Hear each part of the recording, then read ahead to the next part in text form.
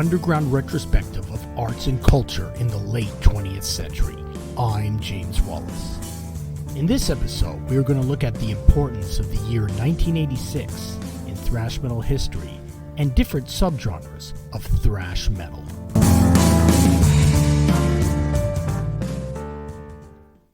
"1986 became a pivotal year for thrash metal. Several classics were released this year. Metallica, who are now signed to a major label, put together their masterpiece, Master of Puppets. They were back at the Sweet Silence Studios in Copenhagen to record with Flemming Rasmussen. The opening track, Battery, begins with a quiet acoustic intro before the band assaults the listener with a full-on metallic charge. The album's title track shows the band at their most dynamic, as the charging thrash is interspaced with melodic interludes and fiery guitar solos. The lyrics deal with the realities of drug addiction. The band brings down the pace and focuses on eerie melodies on the tracks, The Things That Should Not Be and Welcome Home Sanitarium. Damage Incorporated, Disposable Heroes, and Leopard Messiah all show the band at their most hard-charging and dynamic. The instrumental Orion displays the incredible musicianship of the players.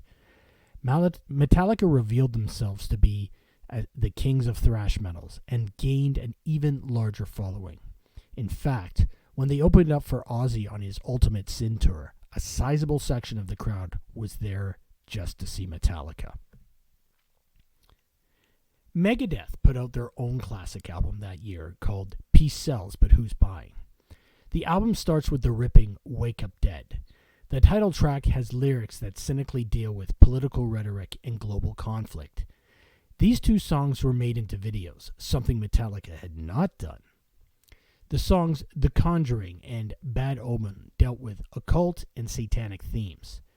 When Mustaine converted to Christianity later in life, he stopped playing The Conjuring in 2001 because the song apparently contains a spell. On the album, there is even a cover of the old Willie Dixon song, I Ain't Superstitions. Mustaine always felt he was in the shadow of Metallica's accomplishments, but he made an album that was a classic in his own right. Unfortunately, both Chris Poland and Gar Samuelson were fired after the tour for the album due to their issues with drug abuse, which must have been bad considering that Mustaine was also dealing with his own substance addictions. Slayer signed with Rick Rubin's Def Jam Records and created a game-changer of an album in 1986's Rain and Blood. Gone was the sinister eyeliner they used to wear, and the band played a thrash sound that was the equivalent of getting hit in the face with a jackhammer. The difference between this album and the previous work is the quality of the recording. All the instruments are up front and well heard, unlike the more murky mixes of previous recordings. The album is only 29 minutes long and is played at an average of 220 beats per minute.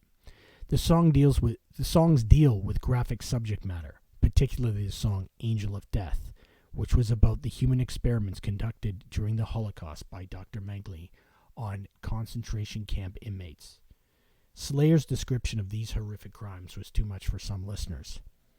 Slayer's album would have a huge impact not only on thrash metal bands, but may have laid the roots for another metal genre, death metal. Fellow evil-sounding thrashers, Dark Angel, released their own thrash classic, Darkness Descends, in 1986. The title track is a sinister thrash classic that is driven by the pounding double bass drums of Gene Hoglan and references the Dark Judges from the Judge Dredd comics. Other tracks reference Nostradamus prophecies, euthanasia, nuclear apocalypse, and Sodom and Gomorrah. Dark Angel's Darkness Descends gives Rain and Blood a run for its money. However, if there was an album that could surpass Rain and Blood and Darkness Descends in intensity and heaviness, it's Kreator's Pleasure to Kill. The German band produced an album that could go head-to-head with any metal or hardcore punk album in terms of its brutality. At 38 minutes, Pleasure to Kill is unrelenting in its speed and heaviness. Furthermore, the raspy vocals of singer Mike Petroza almost sounded like a death metal growl. The album contained many songs about violence and one, Flag of Hate, about Germany's fascist past. The band were known for their strong anti-fascist and anti-racist stance. Many listeners would compare any new thrash release with Pleasure to Kill in terms of heaviness, and Pleasure to Kill would almost always be victorious in that contest. While metal has always had a love-hate relationship with punk rock, metal has been inspired by the genre. Whether it be Motorhead taking inspiration from The Damned or Metallica being influenced by the Misfits and Black Flag, punk forced metal to up its game. However, the inspiration was now going the other way. A lot of hardcore bands were finding that their 1-minute outbursts to be musically limited, so some bands looked to thrash. Furthermore, thrash metal had the same intensity as hardcore, but with more musicianship. Dirty Rotten Imbeciles were formed in Houston, Texas in 1982. Their original drummer created a corporate logo for the band in the form of an image known as Skankerman. Their first EP fit 22 songs into 18 minutes in 1982 and was eventually lengthened into an LP in 1983. The music was played at such a breakneck speed that the term thrashcore was used to describe their music. This label was actually existed before thrash metal. They relocated to San Francisco and played with other hardcore bands like the Dead Kennedys. They signed to Metal Blade Records and released Dealing With It. The band still retained their thrashcore sound, but with some thrash metal elements started to appear. The band would fully implement this merger with the album Crossover in 1987. This was the album that defined the new genre that merged hardcore punk with thrash metal. The audience, in turn, reflected this merger as there were equal amounts of punks and metalheads at shows, though sometimes fights ensued. The band further developed this sound on 1988's Four of a Kind and 1989's Thrash Zone. Corrosion of Conformity out of Raleigh, North Carolina started out as a full-on hardcore band on 1984's Eye for Eye, allowed a little bit of thrash to creep in on 1985's Animosity, and went full-on crossover thrash on 1987's Technocracy. In the 1990s, COC would integrate Black Sabbath and Southern rock into their sound. Suicidal Tendencies out of Los Angeles started out as a hardcore skate punk band. Suicidal had a following that was like an LA-style gang with flipped-up baseball hats and button-down plaid shirts.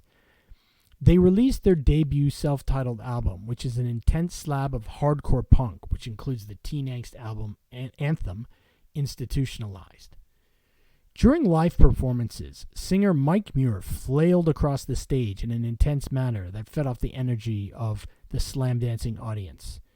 With the addition of Afro-Cuban guitarist virtuoso Rocky George, the band went in a crossover thrash direction in 1987's Join the Army, 1988's How Will I Laugh Tomorrow When I Can't Even Smile Today, 1989's Controlled by Fear and Feel Like Deja Vu, and 1990's Lights, Camera, Revolution. Over in New York, there were metal bands that embraced hardcore punk and hardcore punk bands that embraced metal. An example of the former is Nuclear Assault. Formed by Dan Linkler, Nuclear Assault played an intense form of thrash metal that had the speed and political awareness of hardcore punk. They released several albums and EPs of powerful crossover thrash. 1986's Brain Death and Game Over, 1987's The Plague, 1988's Survive, 1989's Handle with Care. They released a video for their song Critical Mass that had the lyrics on the screen for everybody to understand.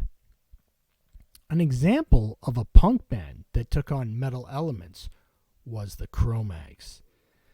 Stalwarts of the more macho New York hardcore scene, the classic lineup included AWOL Navy sailor and Hare Krishna convert John Joseph on vocals, bassist Harley Flanagan, guitarist Paris Matthews, guitarist Doug Holland, and drummer Mackie Jason.